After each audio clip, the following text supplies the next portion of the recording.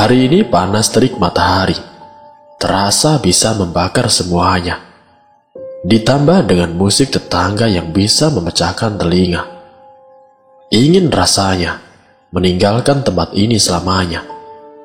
Bukan untuk mati, tapi aku ingin berada jauh dari kota. Malam pun tiba. Seperti biasa, Rudi selalu menelponku. Entah bicara basa-basi, atau terkadang juga membahas hal yang berkaitan dengan sekolah. Tapi kali ini, aku sangat bahagia. Rasanya tepat sekali ajakan di akhir pembicaraan kita. Karena aku juga sudah suntuk, seminggu berada di neraka. Rudi mengajakku mendaki sebuah gunung. Dan bukan hanya aku saja, tapi sudah ada teman-teman lainnya. Ada si Martin, Tasya, Yuda, dan Mirna. Besok kami berencana melakukan perjalanannya. Tanpa pikir panjang, aku pun setuju dengan ajakannya. Singkatnya, keesokan harinya, kami sudah berkumpul dengan memakai 3 motor untuk perjalanan ke sana.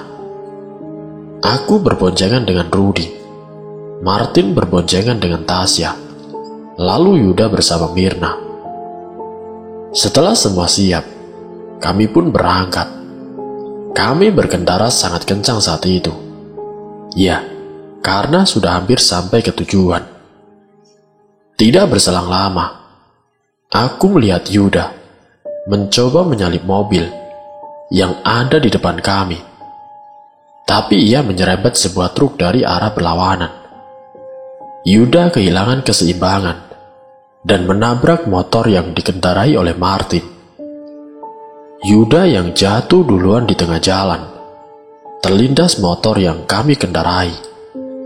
Tubuhnya remuk sampai ke tulang-tulangnya dan darahnya mengalir sangat deras. Di saat bersamaan, Mirna yang satu motor dengannya terpental ke pinggir jalan dan tubuhnya menancap pada sebuah kayu besar yang sangat lancip sekali. Lalu motor Martin oleng dan jatuh tepat di belakangku bersama si Tasya. Truk dari arah belakang melaju sangat kencang dan melindas mereka. Namun di saat bersamaan, Rudi pun juga kehilangan keseimbangan saat melindas tubuh Yuda. Kami terjatuh. Aku melihat helm Rudi terlepas. Ia terseret dan wajahnya terkikis oleh aspal sampai keluar dari jalanan dan masuk ke dalam lubang galian. Aku yang jatuh di tengah jalanan tidak bisa mengendalikan tubuhku karena sangat sakit rasanya. Apalagi tulang kedua tanganku telah patah karena untuk tumpuan jatuhku, serta kepalaku yang terbentur sangat kencang ke aspal. Saat aku melihat ke arah jalan, aku seperti melihat malaikat maut berada di depanku. Di saat bersamaan, truk dari arah berlawanan yang ingin menghindariku panik dan banting setir. Tapi muatan kayu yang over kapasitas itu membuat sebatang kayu tidak terlalu besar terpental menuju ke arahku, dan kayu itu tepat menghujam bagian wajahku. Aku berteriak sangat keras, dan saat tersadar, aku merasa lega. Untung ini adalah mimpi. Tapi aku belum pernah sama sekali merasakan sensasi mimpi seperti ini sebelumnya. Apakah mimpi ini akan jadi nyata? Itulah pertanyaan yang terbesit di otakku sekarang. Lah, woi, bengong mulu dari tadi. Sontak suara itu memecah lamunanku. Dengan mimpi buruk yang terus membayangiku, timbul perasaan gelisah dan takut yang menancap di hatiku. Aku tidak ingin mati. Aku belum siap. Aku masih ingin hidup lebih lama lagi. Niatku ingin bercerita tentang mimpi itu. Aku urungkan, karena di bayang-bayangku, mungkin mereka tidak akan percaya, dan lalu menertawaiku. Aku kira sudah sadar. Mau lanjut ngelamun lagi sampai besok atau gimana? Ucap Tasya yang kesal. Aku menggelengkan kepalaku. Maaf Tas, aku lagi banyak pikiran akhir-akhir ini. Kamu mah setiap hari banyak pikiran. Ayo keluar. Aku sudah siap nih. Ucapku seraya menggendong tas yang dari tadi sudah aku siapkan. Aku dan Tasya memang sangat akrab sejak dulu. Memang tidak sedarah, tapi ia sudah seperti keluargaku sendiri. Kami pun keluar dari kosku dan bergabung dengan yang lain. Kami berangkat menggunakan sepeda motor. Aku berboncengan dengan Rudy, Martin dan Tasya, lalu Yuda bersama Mirna. Dalam perjalanan aku melihat mereka bercanda ria, tertawa, dan terlihat sangat bahagia. Aku mencoba menyesuaikan diri dengan senyum palsuku. Aku mencoba percaya bahwa itu hanya mimpi dan menenangkan diriku di setiap detik-detik yang berlalu. Namun tiba-tiba aku dikagetkan dengan perkataan si Rudy. Kalau tidak salah, 15 menit lagi kita sampai. Seketika aku melihat ke arah depan, dan betapa kagetnya aku. Jalan yang kulihat sekarang sama persis dengan apa yang kulihat di mimpiku. Perasaan ini seperti dejavu bagiku. Keringatku menetes sangat deras. Tubuhku gemetar. Ingin aku bercerita kepada Rudy, tapi mulutku seperti terkunci. Ruth, bisa menepi sebentar? Aku kebelet nih. Ucapku seraya menepuk pundak Rudy. Waduh, mau kencing di mana? Kanan kiri kita hutan loh. Sudah Ruth, pokoknya kita menepi.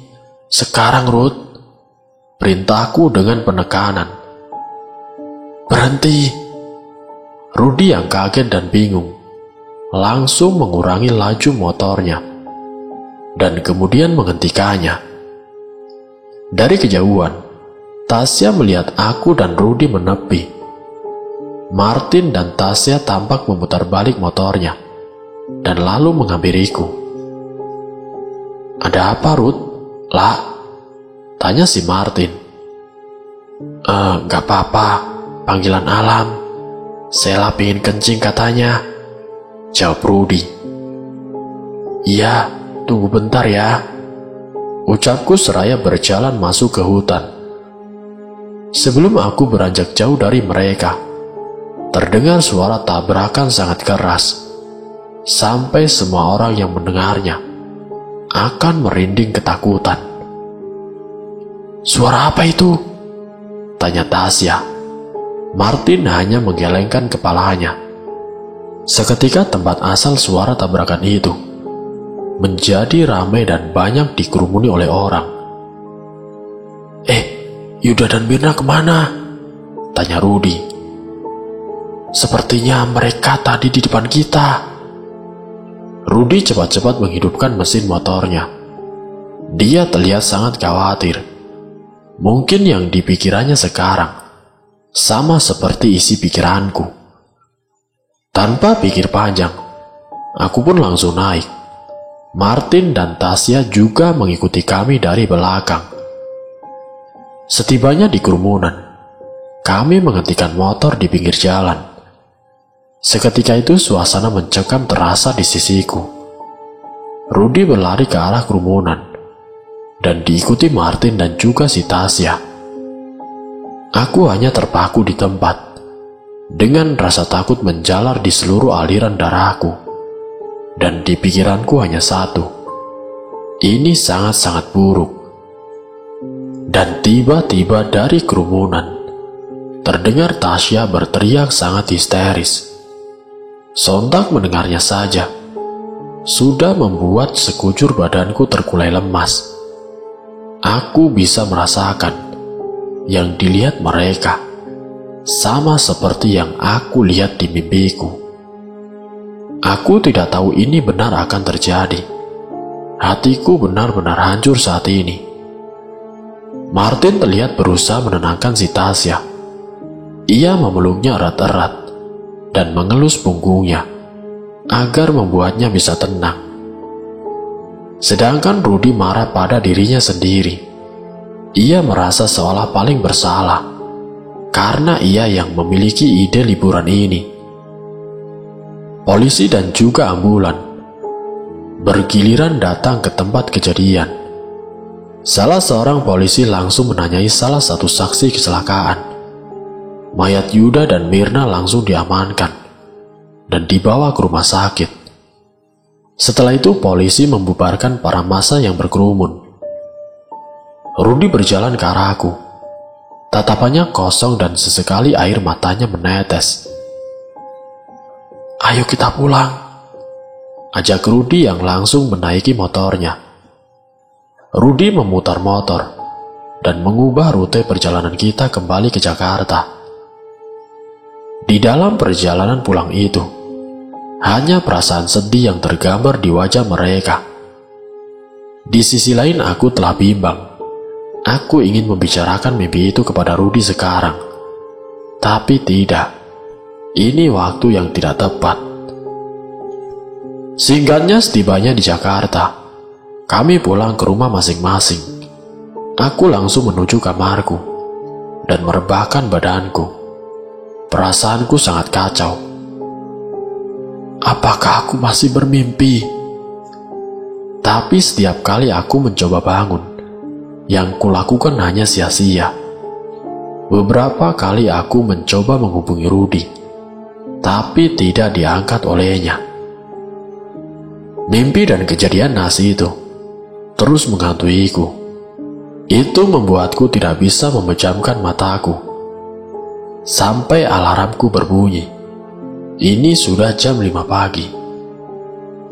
Aku beranjak dari kasur ke arah dapur untuk membuat sarapan. Namun saat sedang mengiris bawang, tiba-tiba ada sebuah bayangan, potongan-potongan kejadian yang terlintas di pikiranku. Bayangan itu sangat mengerikan, seperti gambaran tentang si Martin yang akan menjemput ajalnya. Aku berjalan ke arah dapur. Mataku sangat sayu. Badanku terasa lemas. Semalaman aku tidak tidur.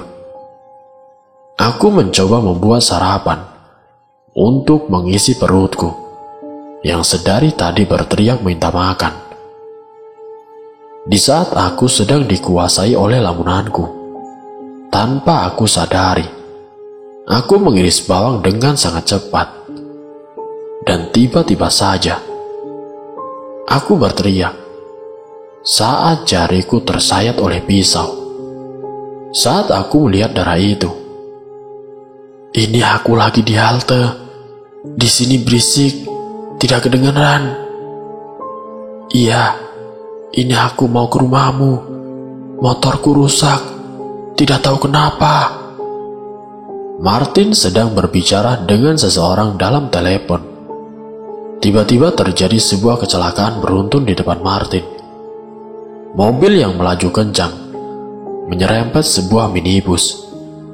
Mobil itu kehilangan kendali dan masuk ke jalan berlawanan arah hingga tertabrak mobil lainnya. Martin tidak berlari dari posisinya. Dia malah merekam kejadian itu dengan ponselnya. Dia tidak sadar mobil itu akan meledak. Boom! Mobil itu akhirnya meledak. Roda mobil itu terpental ke arah Martin dan lalu mengenai kepalanya. Mataku tiba-tiba menjadi buram. Aku sangat histeris dan sangat ketakutan hingga bergerak mundur sampai badanku terpentok di dinding.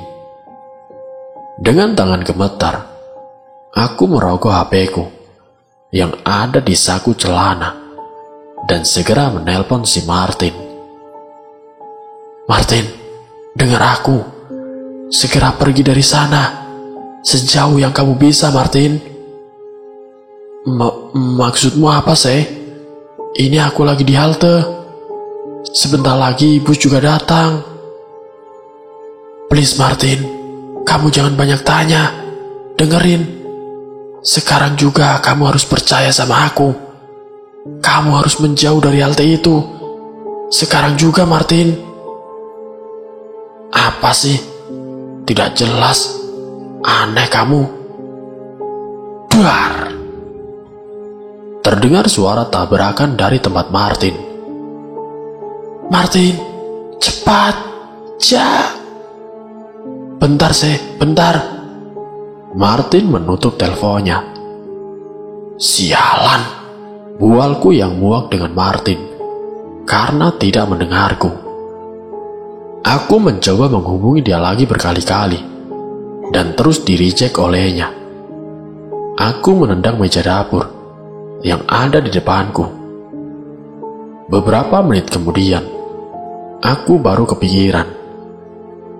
Oh iya, Rudy. Aku mencoba menelpon Rudy dan ternyata langsung diangkat olehnya. Rudy, jemput aku sekarang di kosku, Ruth. Martin sedang dalam bahaya. Kita harus segera menolongnya. Tanpa pikir panjang, Rudy pun mau dan segera bergegas ke tempatku. Aku langsung keluar dan menunggu di depan. Perasaanku sangat panik. Aku khawatir aku akan terlambat. Beberapa menit kemudian, akhirnya Rudy telah datang dengan mengendarai motornya. Ayo Ruth, ikut aku ke halte, ucapku tanpa basa-basi. Kita langsung bergegas menuju tempat Martin. Tapi setibanya di sana, kami melihat banyak orang berkerumun, banyak media, dan juga polisi. Aku berlari ke arah halte itu dan menerobos garis polisi. Rudy pun mengikuti. Aku tidak memperdulikan saat diteriaki banyak polisi, sampai aku membuka sebuah jasad yang sudah diselimuti. Aku tersedak kaget. Ternyata itu benar si Martin. Rasa linu menjalar di sekujur badanku.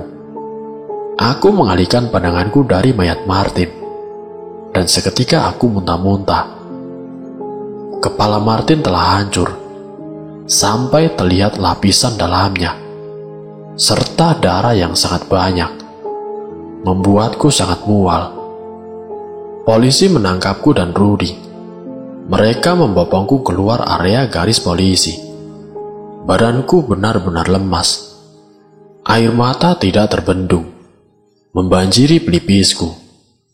Rudy menuntunku ke sebuah kursi. Kenapa dia tidak mengikuti perkataanku? Kenapa? Kenapa, Martin? Ucapku dengan kesal. Tenang, sih. Tenang. Bukan cuma kamu yang kehilangan. Ucap Rudy seraya memelukku. Aku menangis cukup lama dan membuat mataku menjadi lebam. Sampai pada akhirnya, aku diam dan melepas pelukan si Rudy. Kita semua akan mati, Ruth. Ucapku seraya menatap tajam si Rudy. Rudy keheranan mendengar perkataanku. Maksudmu apa sih? Kamu ingat saat kematian Yuda dan juga si Mirna? Lalu, kita semua seharusnya mati di sana, Ruth. Kamu ngomong apa sih? Ngaco kamu sih. Terserah kamu mau percaya atau tidak. Kita semua harusnya mati di sana. Ingatkan aku bilang mau kencing? Saat itu aku tidak tahu. Lebih tepatnya belum tahu kejadian di mimpiku akan benar nyata. Menurutmu, aku benar-benar kebelet saat itu? Tidak, Ruth. Itu semua karena rasa takutku tentang mimpiku dan juga kecelakaan di tempat itu. Rudy terus terdiam dan sepertinya bingung tentang apa yang aku katakan. Memang ini susah dipercaya, tapi sekarang terserah kamu. Aku takut. Aku belum siap mati. Tunggu, aku masih belum bisa percaya. Tapi kalau aku pikir lagi, bagaimana bisa kamu tadi menelponku dan memintamu menjemputmu dan segera ke sini? Ya, karena aku tahu, Ruth, Martin akan menerima bencana buruk ini. Rudy terdiam beberapa saat sebelum melanjutkan pertanyaannya. Kenapa sekarang hanya Martin? Bukan Tasya, aku atau kamu? Tidak tahu, Ruth. Aku semacam bisa melihat bayangan menakutkan sebelum kejadian-kejadian buruk yang menimpa kita dan juga teman kita. Coba ceritakan bagaimana kejadian saat kita mati di mimpimu. Maksud kamu, Ruth? Coba sedikit ceritakan apa yang kamu lihat sebelum hari itu. Rudy menyuruhku mengingat mimpi itu, dan aku menceritakan semua kepada Rudy dengan detail kejadian dari awal. Coba pikir, bukankah ini semacam urutan? Yuda, Mirna, Martin. Aku terkejut mendengar itu. Aku baru sadar bahwa mungkin benar yang dikatakan oleh Rudy. Berarti sehabis ini, Tasya. Rudy memotong omonganku. Aku segera menghubungi si Tasya. Tapi sialnya Tasya tidak mengangkat telepon dariku. Kita harus ke rumah Tasya sekarang, ucapku seraya berdiri dan lalu mengajak si Rudy. Seperti biasa, hari ini cuaca sangat panas. Mentari yang berada di atas kepala membuat keringatku menetes begitu banyak. Woi. Aku terkejut mendengar itu. Dari tadi ngelamun terus kamu. Kita sudah sampai nih. Aku baru sadar sekarang kalau sudah berada di depan rumah Tasya. Ayo kita masuk, ajakku.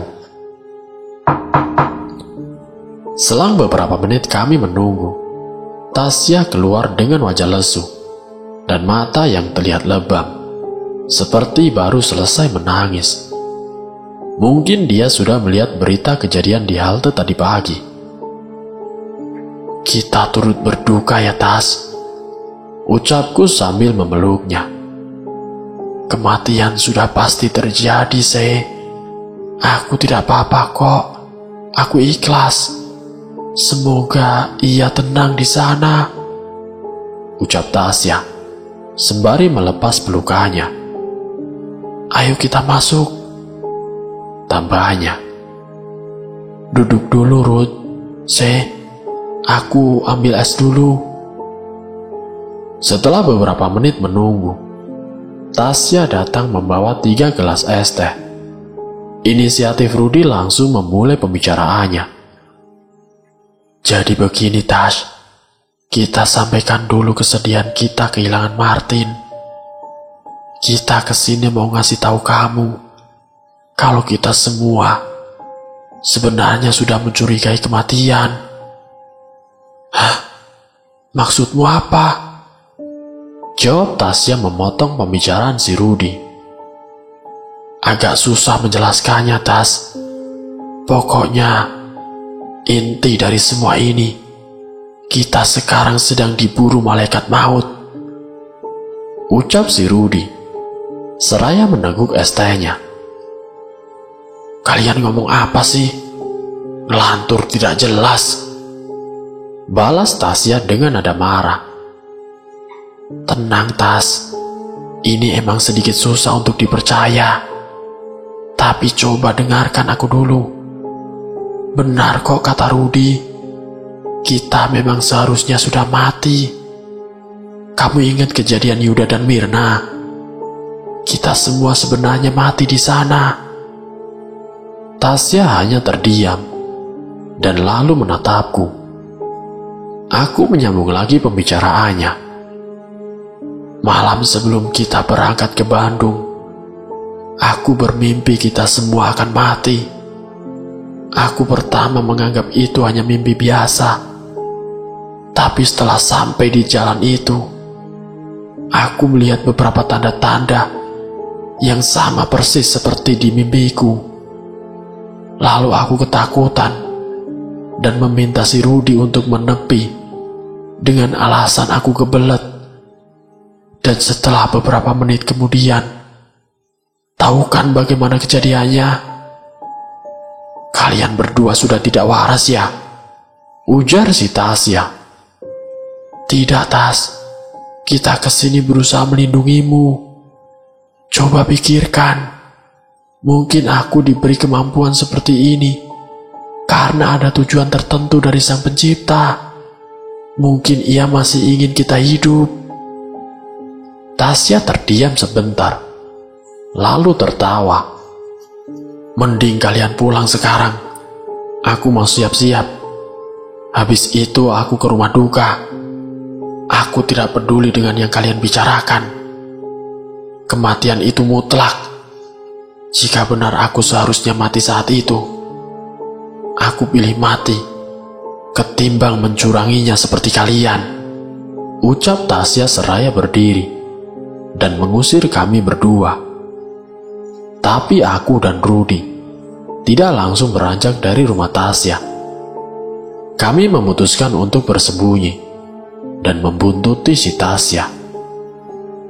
15 menit kemudian, Tasya keluar rumah dengan setelan rapi dan menaiki motor metiknya. Tasya mengendarai motornya ke arah rumah Martin.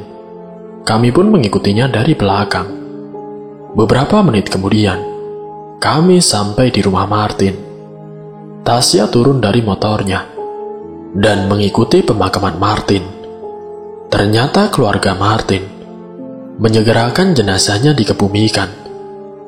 Aku mengajak Rudi untuk turun juga dan mengikuti iring-iringan jenazah Martin tersebut. Setelah jenazah Martin dikebumikan dan semua orang sudah meninggalkan liang kuburnya, aku dan Rudi masih tinggal dan menunggu si Tasya, karena Tasya juga masih di sini. Tapi di tengah orang-orang berjalan meninggalkan kuburan, aku disenggol oleh seseorang.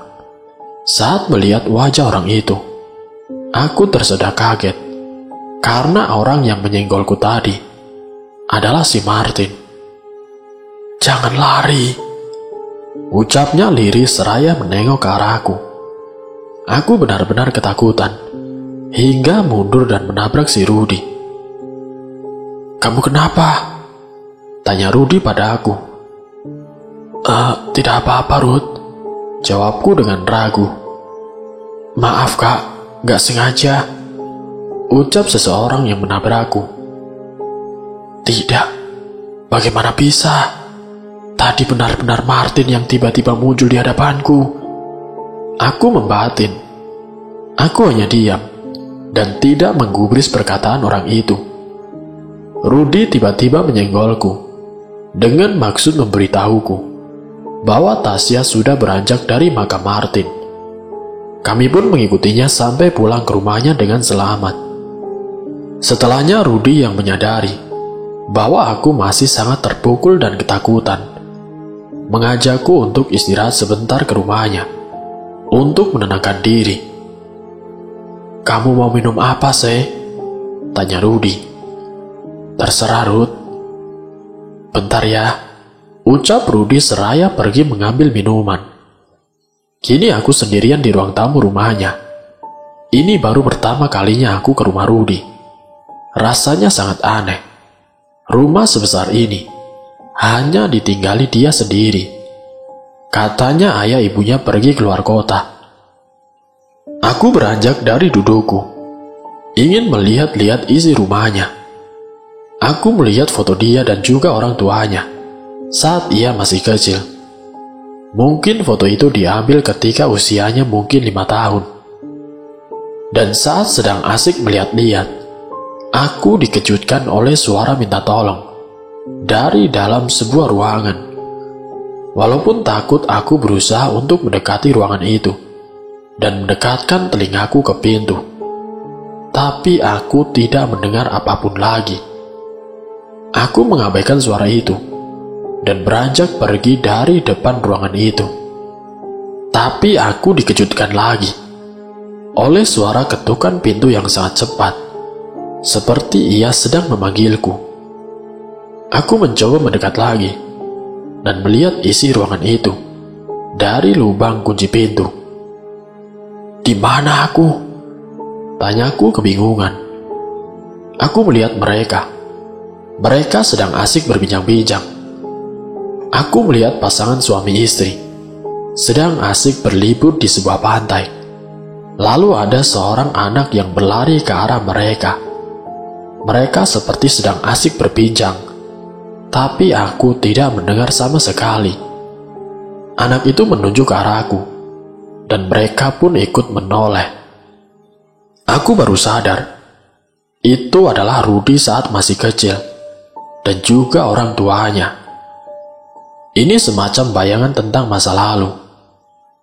Saat sedang kebingungan karena mereka menatapku, ada seorang perempuan dari belakang melewatiku. Perempuan itu mengenakan pakaian serba hijau, dan pakaiannya terlihat sangat kuno.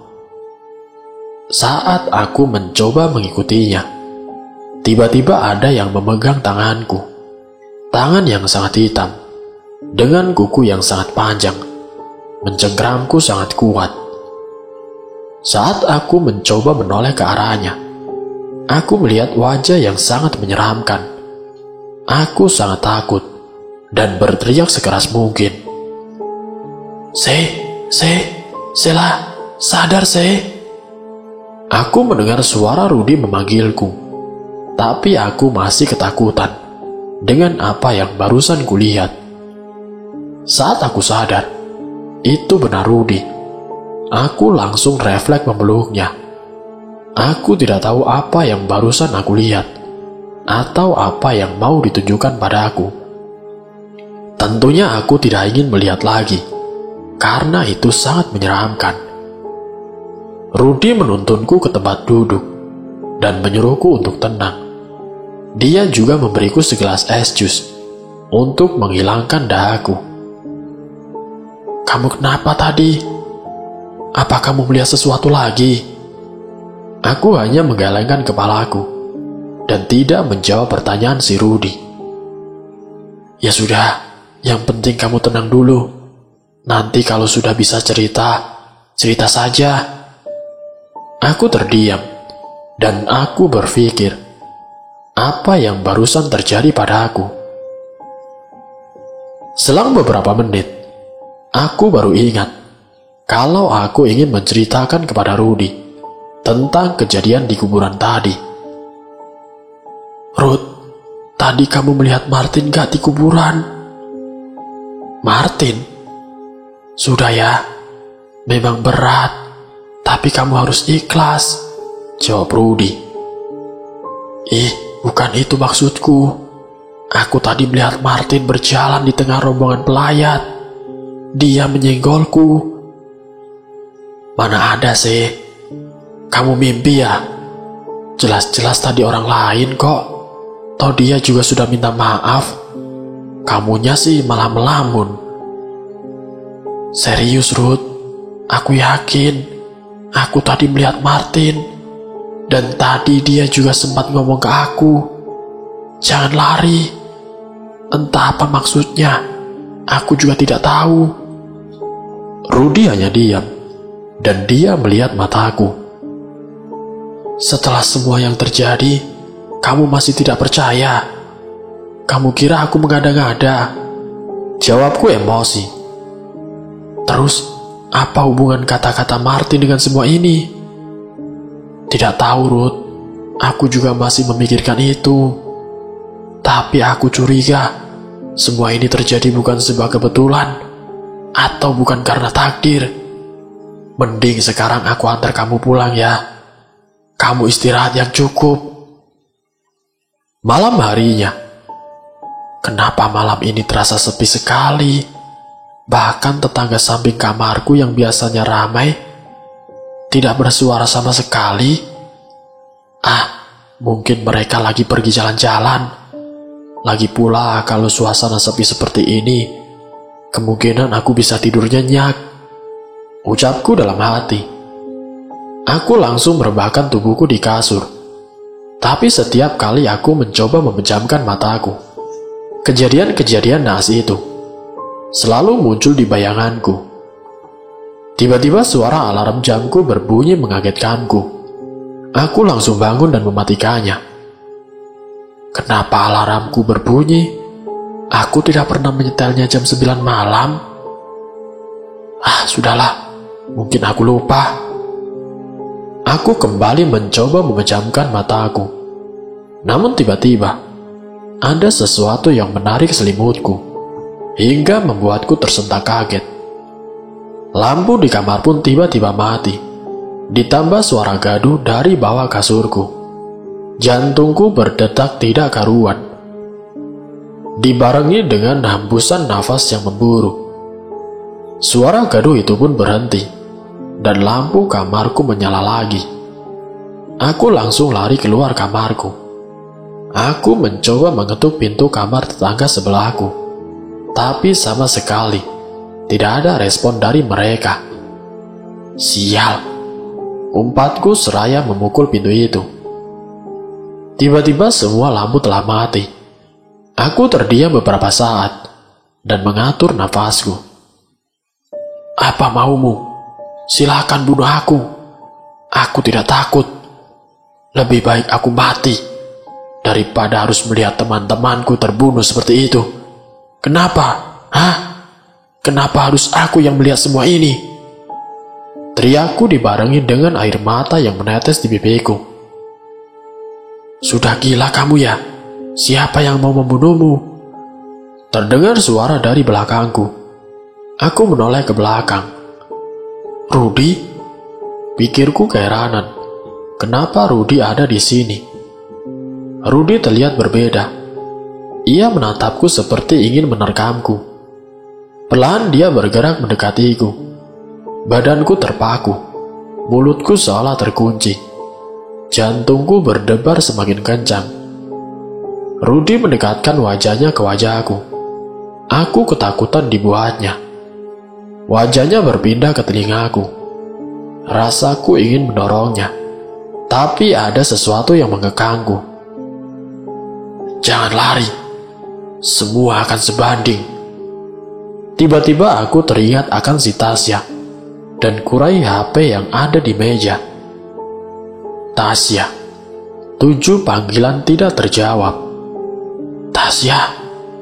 Aku langsung menelpon balik si Tasya, tapi tidak ada respon darinya. Angkat dong, Syah. Pikirku yang cemas.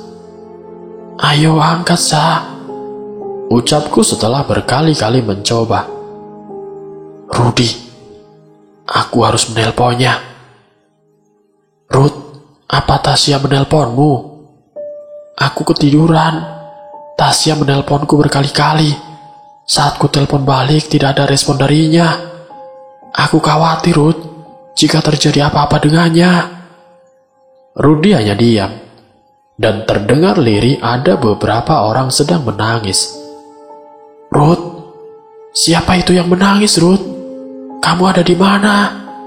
Tanyaku. Ruth, jangan diam dong. Kamu semakin membuatku khawatir, tahu gak? Tasya, Tasya meninggal. Untuk kesekian kalinya, teman-temanku mati dengan tragis, dalam kondisi tidak wajar. Mayat Tasya yang ditemukan di kamar mandi, mati karena sengatan listrik, yang membuat tubuhnya menghitam seperti arang. Suara tangisan dari keluarga dan kerabatnya membuat diriku semakin masuk dalam lubang kesedihan. Aku keluar dari rumah Tasya dan duduk menyendiri untuk menenangkan diriku. Kenapa? Dan apa yang sebenarnya terjadi? Kenapa semua ini menimpaku? Ucapku dalam hati. Rudy datang menghampiriku dan duduk di sampingku. Ia mencoba menenangkanku dengan caranya, tapi aku sama sekali tidak merasa lebih baik. Bagaimana bisa aku tenang melihat kematian beruntun teman-teman terdekatku? Dan jika aku mendengar telepon dari Tasya, mungkin kejadian ini bisa berubah dan aku bisa menyelamatkannya. Aku ingin sendiri, Ruth. Ucapku memohon padanya. Rudy yang paham. Ia menganggukkan kepalanya, lalu pergi meninggalkanku sendiri. Aku merasa bersalah di setiap kematian teman-temanku. Harusnya aku bisa menyelamatkan mereka. Apa gunanya aku bisa melihat kejadian sebelum kematian mereka? Tiba-tiba datang seorang perempuan dan duduk di sampingku. Kenapa nggak masuk ke dalam? Tanyanya pada aku. Aku hanya terdiam dan aku menundukkan kepala. Aku tahu kamu merasa kehilangan. Tasya memang sosok yang ramah, ceria, dan sangat baik kepada semua orang. Rasanya tidak wajar bukan kalau dia meninggal dengan cara seperti ini? Ucapnya. Aku langsung mengalihkan pandanganku kepadanya. Oh iya, kita belum kenalan. Aku saudarinya Tasya. Ucap wanita itu, seraya menyodorkan tangannya. Iya, aku Sheila temannya. Sheila, berarti benar kamu yang ada di tulisan ini, sambungnya. Apa itu? Tanyaku penasaran. Perempuan itu memegang tanganku dan memberikan sebuah kertas yang terlipat. Aku menemukan ini di kamarnya. Dia menulis sesuatu di sini. Apa isinya? Tanyaku penasaran. Kurasa kamu harus membacanya sendiri, jawabnya. Aku hanya diam kebingungan. Lalu ia bicara lagi. Aku masuk ke dalam dulu ya. Oh iya, aku tidak tahu apa yang sebenarnya terjadi kepada kalian dan apa yang telah kalian lakukan. Tetap hati-hati, dan kalau butuh bantuan, temui aku. Perempuan itu berlalu meninggalkanku, bersama dengan kertas yang tergenggam di tanganku. Aku sangat frustasi. Pikiranku, hatiku semua semakin kacau. Aku merasa, jika aku mendengar suara telepon itu, maka kejadian ini tidak akan menimpa sahabatku. Sebenarnya apa yang ditulisnya? Pikirku seraya melihat kertas itu. Perlahan aku membuka mataku. Pandanganku sedikit buram. Kepalaku terasa pusing sekali. Mungkin karena ini efek dari aku kurang tidur akhir-akhir ini. Pandanganku perlahan membaik. Aku melihat ke kanan dan kiri. Sudah ada infus yang terpasang di lenganku. Dan aku melihat Rudy tertidur di bangkuku. Aku di mana? Tanyaku yang membuat Rudy terbangun dari tidurnya. Syukurlah kamu sudah siuman. Tadi kamu tiba-tiba pingsan. Jadi kami membawamu ke sini. Hah? Pingsan? Tanyaku sembari mengingat apa yang terjadi. Iya, kamu tiba-tiba pingsan di tengah pengajian. Aku terdiam, karena kepalaku masih sedikit pusing. Tiba-tiba aku ingat sesuatu. Tasya. Aku mencoba mencari tulisannya di sekitarku. Ruth, apa kamu melihat kertas yang kubawa tadi? Tenang sih. Ini kan, tadi aku menemukan ini, tergeletak di sebelahmu. Sambil menunjukkannya pada aku. Aku langsung mengambil kertas itu dari tangan Rudy. Ruth, Apa kamu sudah membacanya? Belum, Say. Kata mbak-mbak tadi itu untukmu.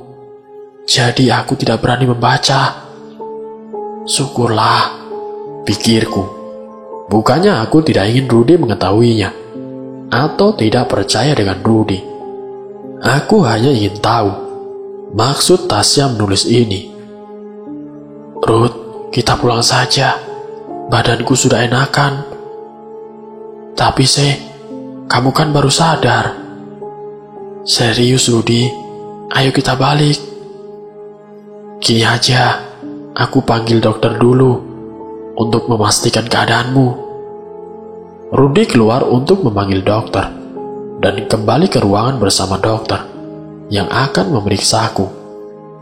Dokter itu pun mengatakan aku boleh pulang serta mencabut infusku. Tunggu ya, aku urus administrasi dulu.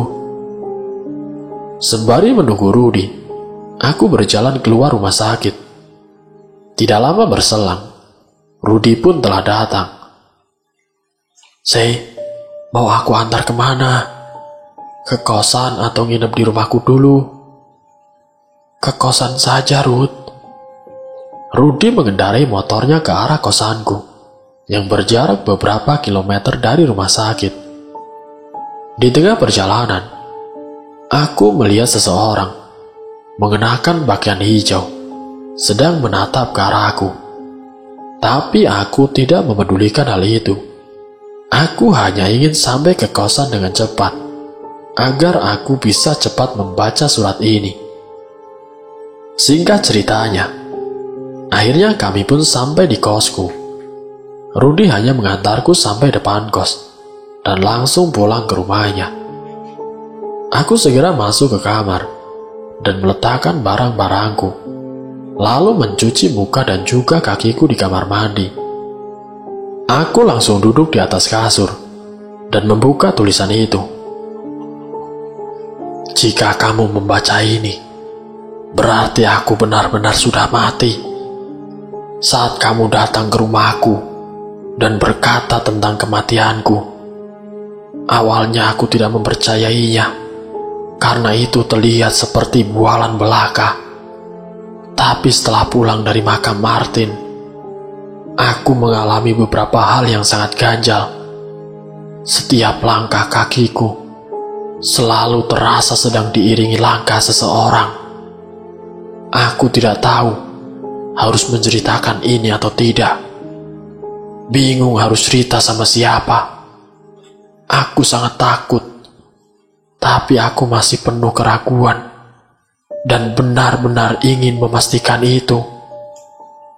Saat aku menulis ini, aku merasa ada yang sedang mengawasiku dari luar. Mungkin benar kamu diberikan kemampuan ini karena ada maksud tertentu. Dan yang perlu kamu tahu, ada seseorang yang benar-benar melihatku dengan tajam saat aku berjalan dari kuburan ke rumah Martin. Dan aku yakin itu benar-benar orang, bukan hantu, apalagi malaikat. Benar-benar seorang perempuan yang mengenakan pakaian serba hijau. Ia seperti sedang menatapku dan mengucapkan sesuatu, layaknya mantra-mantra tertentu. Aku tidak tahu apakah itu mantra atau apapun itu, tapi aku merasakan tatapan itu seperti ingin menikamku. Dan mungkin itu ada hubungannya dengan kecelakaan itu dan semua yang telah kita lalui. Aku tidak tahu harus bagaimana. Aku sudah siap menerima akibat dari semua ini. Maafkan aku. Aku sempat tidak mempercayaimu. Maaf atas kejadian di rumahku. Kamu tetap sahabat terbaikku, Sheila. Aku menangis. Hatiku sangat tercekik. Dia pasti menulis ini karena aku tidak mengangkat teleponnya. Bodoh, aku tidak pantas kamu sebut sahabat. Gumamku seraya menangis, menggigit bibirku. Aku menangis berlangsung lama, hingga mataku menjadi sembab. aku mengingat dan menyadari sesuatu. Perempuan baju hijau. Aku mencoba mengingat kembali. Benar, mungkin itu sama persis dengan apa yang aku lihat di jalan dan di bayanganku saat masa kecil Rudy. Apa maksud semua ini? Kenapa ada Rudy dalam mimpi itu? Di mana aku sebenarnya? Apa ini adalah mimpi? Dan bersambung. Nanti saya akan lanjutkan ke bagian yang berikutnya. Wassalamualaikum warahmatullahi wabarakatuh.